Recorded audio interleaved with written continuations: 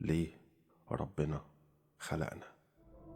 الحقيقة إن الدكتور مصطفى محمود جاوب على السؤال ده بإجابة كلها حكمة، وقال إنه بيحس إن ربنا خلقنا حبا وكرامة لسبب بسيط جدا.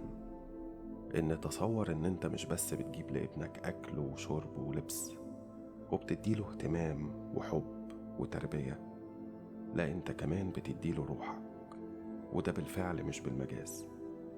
اللي نعرفه إن لما حد بيقول لحد اديلك روحي ده بيبقى مجاز، إنما ربنا لما يقول على سيدنا آدم فإذا نفخت فيه من روحي فقعوا له ساجدين، فده معناه إن ربنا مش بس خلقك من طين وعدلك فسواك وخلقك في أحسن تقويم، ده كمان بالفعل اداك من روحه.